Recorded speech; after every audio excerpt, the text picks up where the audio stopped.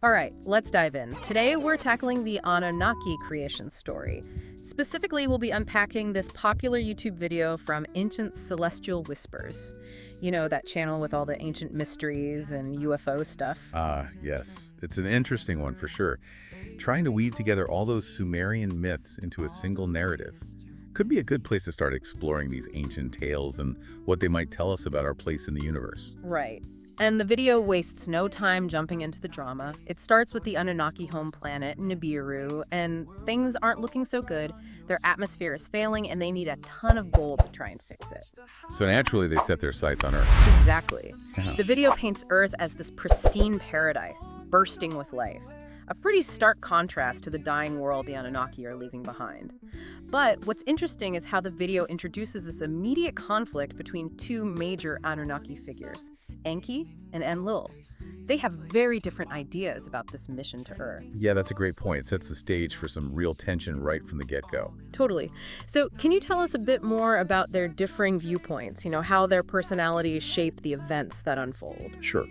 Enki, who's a brilliant scientist and engineer, is portrayed as the progressive one, driven by a thirst for knowledge and advancement. And when he encounters the primitive humans on Earth, he sees potential, recognizing a resemblance to the Anunnaki's own ancestors. Interesting. Enlil, on the other hand, he's more cautious, a real traditionalist, fears the consequences of meddling with the natural order. You could say this clash between progress and preservation becomes a central theme throughout the whole Anunnaki story. It's the struggle that still resonates today, right? Yeah. Like, are we pushing boundaries too far, or should we be more careful? Absolutely. Okay, so how does this conflict play out when Enki makes a discovery that changes everything? A discovery that, as the video suggests, alters the course of human history. Well, Enki, along with his sister Ninhursag, who's a powerful healer, they conduct this ritual. It's described as a merging of Anunnaki and human essence. Essentially, it's presented as a form of genetic manipulation that leads to the birth of the first human, a being made from both earthly elements and, as the video calls it, stardust. Whoa, that's when it gets really wild. And I bet Enlil isn't too happy about this development. Oh, you're absolutely right. He's furious, sees it as a dangerous violation of their mission, a direct threat to the cosmic order. And as humans start thriving under Enki's guidance, learning to communicate, developing art, building communities, Enlil's concerns just keep growing. Setting the stage for a power struggle with some pretty massive consequences. Now, the video brings up the Great Flood, an event we see in many cultures. How does it connect this event to the Anunnaki? Well, the video portrays Enlil as the one who unleashes the flood. He sees it as a way to wipe out humanity, to essentially cleanse the earth. It's fascinating how they weave this common flood myth into the Anunnaki narrative. But there's a twist. Enki secretly defies his brother's plan. Ah, a bit of rebellion. So that's where this human, Ziusudra, comes in, right? The one who builds the ark. Exactly. Enki guides Ziusudra to construct the ark, ensuring at least some humans survive. It's a story that echoes the biblical tale of Noah, maybe hinting at some kind of shared archetype that transcends different civilizations. Right. That's really interesting. And this act of defiance, it must have deepened the rift between Enki and Enlil, leaving a lasting impact on the relationship between humans and the Anunnaki. Without doubt. It feels like a major turning point in the story. What happens next? Do the Anunnaki keep ruling directly over humans?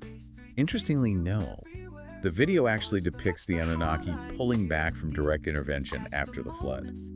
Anu, the king of the Anunnaki, seems to recognize that humanity is pretty resilient, and he sees this conflict escalating between his sons. So he decrees that they need to step back.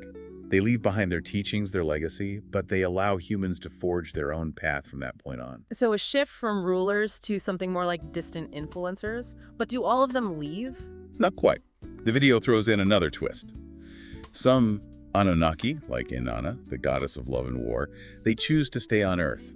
They become guardians, their presence felt more subtly through myths and legends, blurring the lines between God and mortal. Wow, talk about a complicated relationship. So we humans inherit this legacy of Earth and stardust, as the video puts it. It really makes you wonder how much Anunnaki influence might still be present in human civilization. It's a question worth pondering. Absolutely. All right, so we've covered the basic outline of the Anunnaki creation story as told in this video. It's a fascinating blend of mythology, speculation, and thought-provoking concepts. But I think it's time to take a closer look at some of the major players in this cosmic drama. Let's start with the Sumerian trinity, Anu, Enlil, and Enki. What can you tell us about their symbolic representations and how they reflect this idea of a balance of cosmic forces? Think of the Sumerian Trinity as these powerful cosmic figures, each embodying a different aspect of the universe. You have Anu, the sky god. He's like the ultimate authority figure, the distant but all-powerful father figure, often depicted with a horned crown in Sumerian art, symbolizing his dominion over everything. He sounds pretty intimidating. And what about Enlil? The video mentioned his connection to wind and storms, which seems pretty intense. Enlil is definitely a complex character. He's seen as this enforcer of order, the god of wind and storms. He can both create and destroy. His symbol is the seven-pointed star, representing his power and his role as a mediator between heaven and earth. He sets boundaries, establishes rules, and metes out justice when needed. So if Anu is the distant ruler and Enlil is the enforcer, where does that leave Enki in this cosmic balance? Well, Enki is the god of wisdom and fresh water. He's often portrayed as humanity's benefactor, the one who brings knowledge, teaches crafts, guides humans toward civilization. One of his symbols is the ram-headed scepter, which might connect to the idea of fertility, the abundance of life. And another symbol associated with him is the caduceus, which some believe might actually foreshadow the double helix structure of DNA. Whoa, hold on. The caduceus, like the symbol with the two snakes intertwined as a precursor to DNA, that's a pretty mind-blowing connection. Can you unpack that a bit more? Sure. The caduceus, with its two serpents entwined around a staff, has been linked to healing and knowledge for centuries. Some scholars see it as representing this life force, the energy flowing through all living things. The connection to DNA, while speculative, is definitely intriguing. It suggests that maybe, just maybe, the ancient Sumerians had a deeper understanding of the building blocks of life that we typically give them credit for. It makes you wonder what else might be hidden within these ancient myths and symbols. Now, the video also mentions a Sumerian text called Enki and Ninmah. Can you tell us a bit more about that story and what it reveals about Enki's character? Enki and Ninmah is a creation myth where Enki and the goddess Ninmah have this playful competition to create different life forms. But what's interesting is that Enki, even though he's a god, doesn't always create perfect beings. In fact, he kind of intentionally introduces imperfections, demonstrating this unique perspective on the value of diversity. He seems to appreciate the beauty in what we might perceive as flaws. That's a powerful message. Even the gods, it seems, recognize the importance of embracing our differences and finding purpose in those imperfections. Okay, let's go back to the reason the Anunnaki came to Earth in the first place. Gold. The video talks about the creation of the Lulu, these primitive workers they made for mining the gold.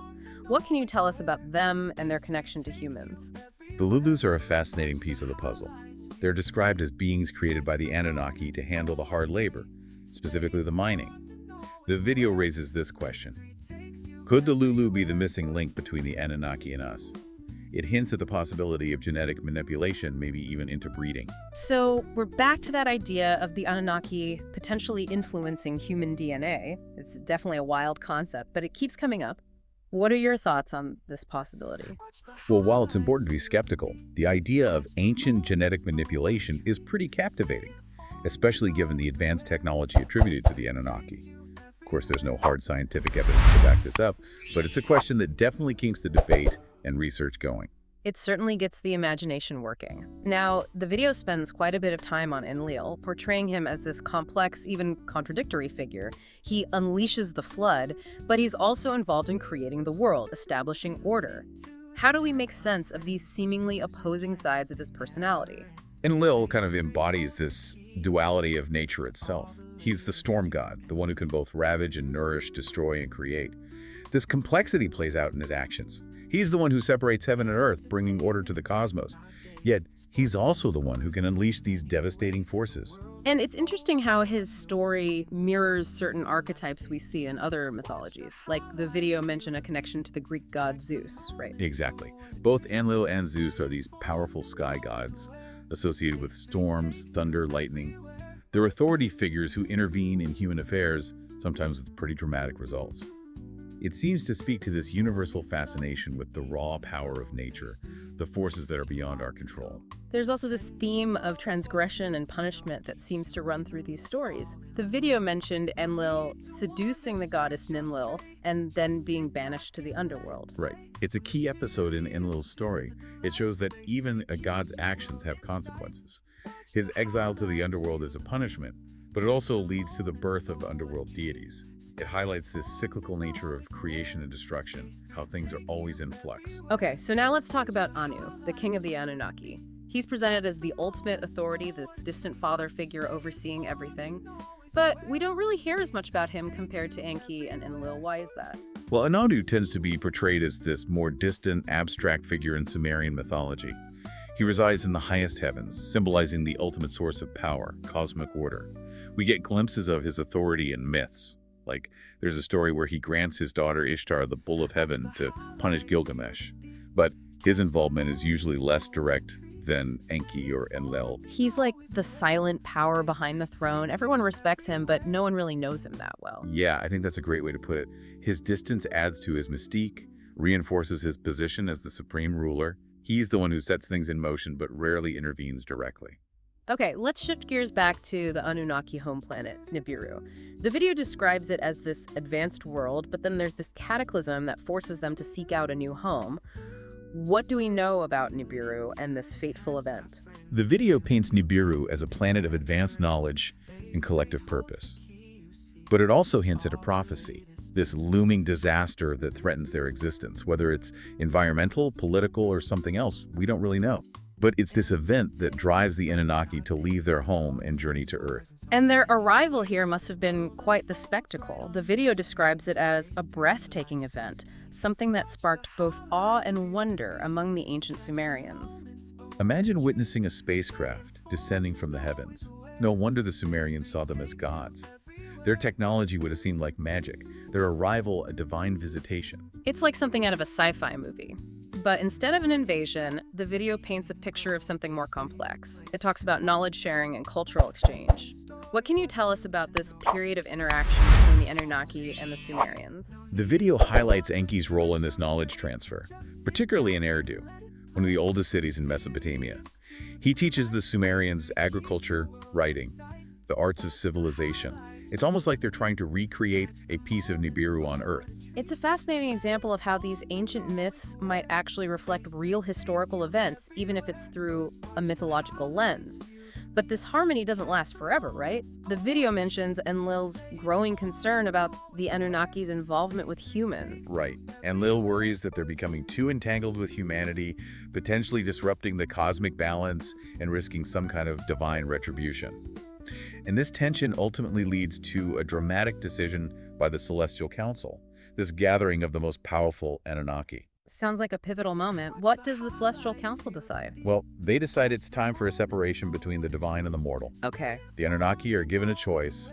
They can ascend to these higher realms or stay here on Earth. Wow, what a tough decision. Yeah, this has huge implications for Enki, especially, he's formed a really deep bond with humanity by this point. He's really caught in the middle, isn't he? He had loyalty to his own kind, but also the sense of responsibility for the humans he helped create. It's a classic dilemma, right? Duty versus personal connection. For sure. The video frames this as like a defining moment for Enki. His decision will impact the fate of both humans and the Anunnaki. Wow. And in the end, he chooses to stay on Earth. He defies the council. He does. It's a bold move. What leads him to make such a drastic choice? The video suggests it's his belief in humanity's potential. He sees something special in us, this spark of creativity and innovation. He's willing to risk it all to guide and protect us. That's how it's presented, yeah. So the Anunnaki who stayed, they become more like these silent guardians, right? Their presence is felt through myths and legends, their influence woven into human history. Right, like think about it. The video connects them to the development of agriculture, the rise of cities, even the emergence of art and music.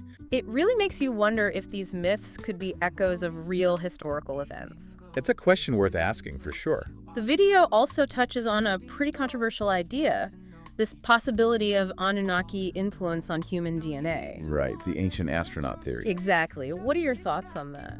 Well, it's important to approach these things with a healthy dose of skepticism. Right? While this idea of ancient genetic manipulation is definitely interesting, we got to stick to the scientific evidence, not just speculation. Of course. The video throws it out there as a possibility, but it doesn't offer any hard proof.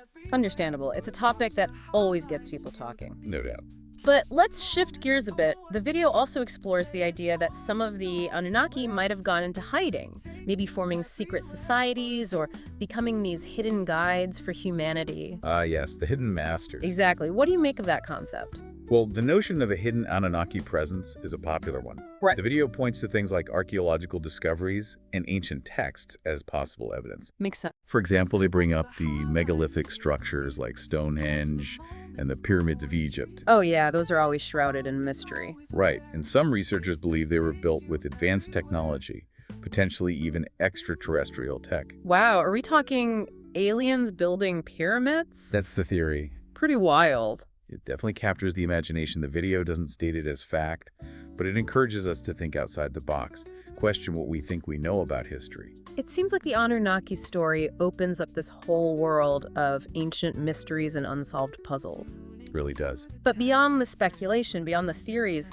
what are the broader implications of this story? What can we learn from it, even if we just see it as mythology? Even as a metaphor, the Anunnaki story offers some really valuable insights into human nature and our place in the universe. How so? Well, it reflects our fascination with creation myths, this deep desire to understand where we came from, our connection to something bigger than ourselves. Yeah. It also highlights that tension between progress and tradition.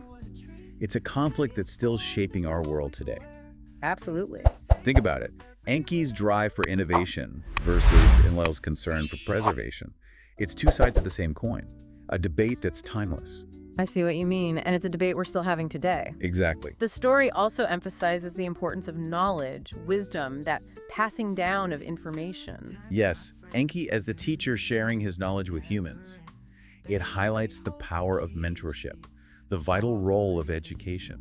Like we're all part of this chain of knowledge stretching back through time. That's the idea, and we have a responsibility to add to that collective wisdom, to learn from the past and shape the future with our own insights and discoveries. So even if the Anunnaki never actually existed, their story acts as this powerful metaphor for the challenges and opportunities we face as a species. Absolutely. It pushes us to ask those big questions about our purpose, our values, the kind of world we want to build. And it reminds us that ultimately we are the ones writing our own story. We are the architects of our own destiny. As we wrap up this deep dive into the world of the Anunnaki, we'll leave you with one final thought. What will your contribution be to this grand narrative? What legacy will you leave behind? The choice is yours.